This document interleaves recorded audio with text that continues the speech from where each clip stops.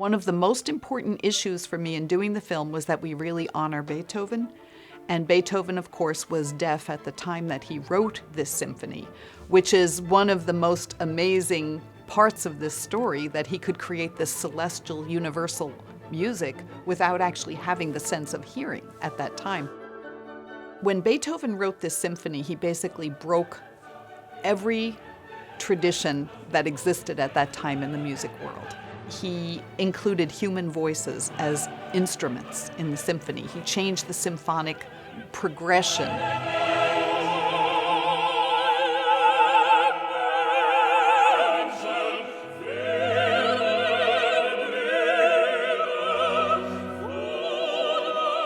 The symphony itself is very, very powerful. And when I finally read the translation of the words of the symphony, that's when I actually began to realize he had a message. The message was really a kind of a love letter to humanity. And it was a love letter also to the sacredness within each person, the uniqueness, the beauty that exists. This was cosmic. This was celestial, because at every moment we were thinking about what Beethoven's message was and what the purpose of this music was. The movie actually became a visual expression of Beethoven's message in the symphony. It became a new way of seeing that symphony.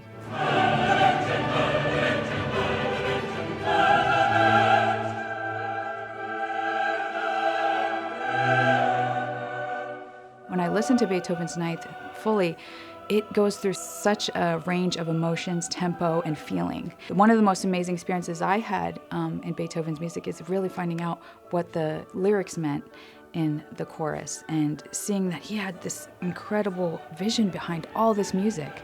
That's just the vision that brings it all together, and every time I see it, I tear up. I just feel it so deeply. It's just like such a spiritual experience whenever I see it.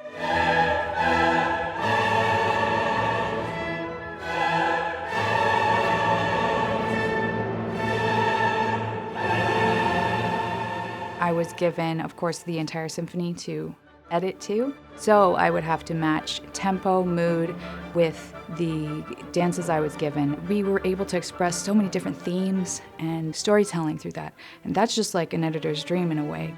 Every movement that Beethoven has in his Ninth Symphony has different feeling and emotion to it.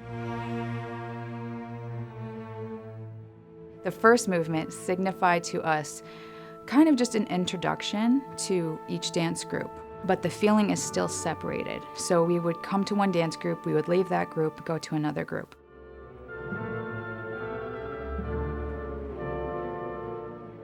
When I heard the intensity of the end of that movement, I thought, oh, we can put the Fiji fire dance there, because that was actually an extra shoot that was not originally planned.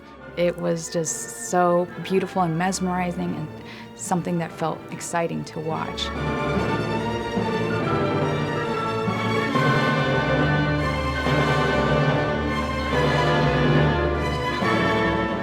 The second movement felt very youthful.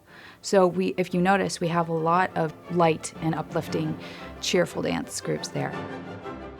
And then in the third movement is much more contemplative and slow, but that represents when we get older, how we're able to slow down our lives and appreciate the small things. As we go to the fourth movement, that's when we see a lot happening. Laying down the weapons became a moment to decide and make the choice to stop the divide and create that connection. So once that's established, that's when we actually start interspersing the editing, and you're able to see that we are one. I mean, one hand movement flows into the other hand movement.